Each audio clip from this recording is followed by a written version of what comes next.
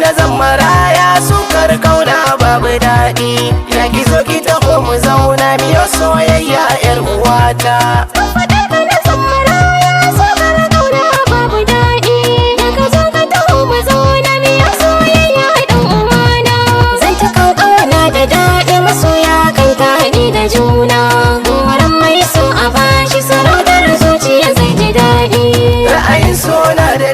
Kaso mai san ka kamar kauna, in kaso mai kin ka kaga kamar fakare ne aka yauna. San ki zai yayan bakin ciki sanda na ganki cikin gidana, sanda san ki ya so ki zuciya gangan raina ta yi kara. Zan ta kan kauna da daɗi masoya kan taɗi da juna, goran mai so a bashi sarautar zuciya zai ji daɗi.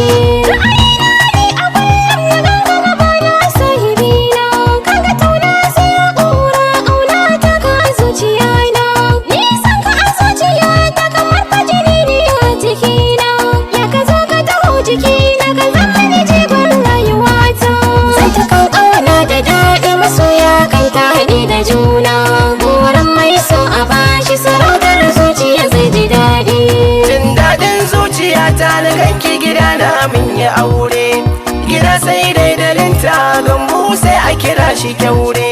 Bishiyar dirimi da ganye a faɗi ta yi kama da ɓaure, duka komai na da tsara ni kuma ke ce sahibata.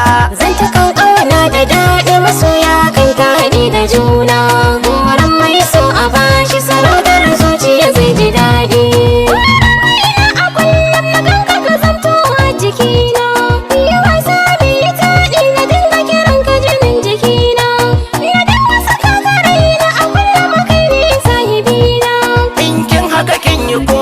Kama hannuna sahibata.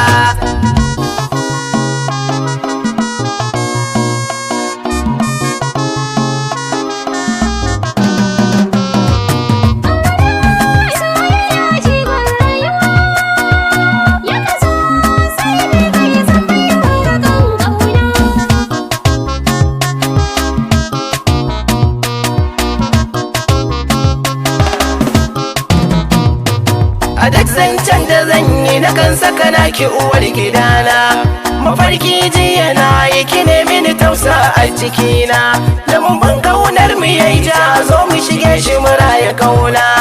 Nishadi sai ki sani kamar na ruwa da fa mai kishinsa. Zan ta kan kauna da daɗi masoya kan taɗi da juna, goran mai so a bashi sarautar zuciya zai ji daɗi.